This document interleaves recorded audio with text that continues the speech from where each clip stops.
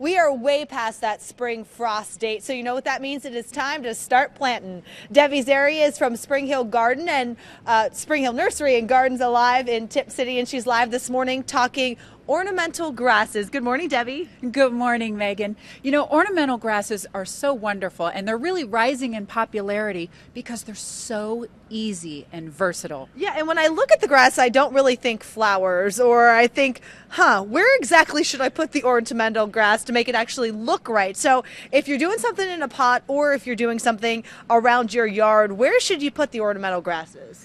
Great question. Now, there are some big grasses like the pampas and the miscanthus. That's not what these are. These are actually designed to go right in your flower beds. Okay. So this one you have up here is called blue fescue. And I as like you can see, it has kind of a gray-blue leaf to it, and it can go anywhere. It's great in rock gardens, and it stays really little.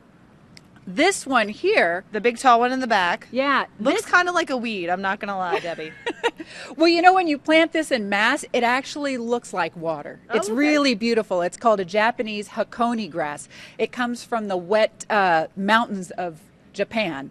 So this is a great grass for maybe putting around trees, Yeah. where you would put your hostas also. And then this one, this is kind of a sleeper. This looks like a whole lot of nothing right now.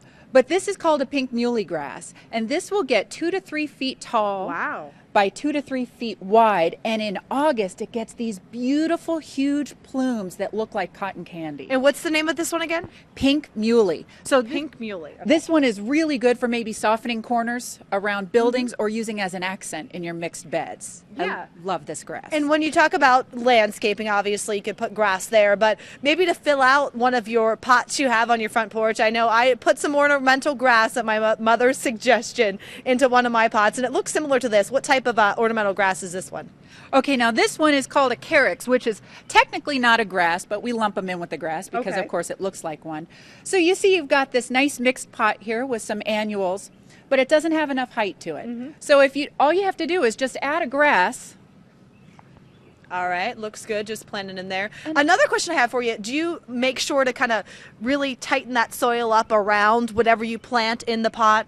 Yeah, so when you're taking it out of the pot initially, if it's root bound, you're going to kind of break up the roots a little bit. Okay. And then you'll make sure it's nice and packed in the soil and water it in, and then it's going to be great. As soon as the roots get established, it's so versatile and it can take almost any kind of condition. And when you talk about watering, right now we've gotten a lot of help from Mother Nature, but during the heat of the summer, once a day, twice a day, once every couple days, what do you suggest? Not even that. What's really nice about grasses is once they get established, they're going to be heat and drought resistant. So usually you can just let nature take its course. And talk about the busy times you guys have had out there at the nursery and the garden center, because I'm sure it is packed with folks looking to make their yards beautiful. It is. We have a whole lot of activity going on. And of course, our greenhouse ships all over the country. So we've been shipping and getting all sorts of products going, and we're just really excited. It's been a great spring. And Debbie, of course, will be on hand in Tip City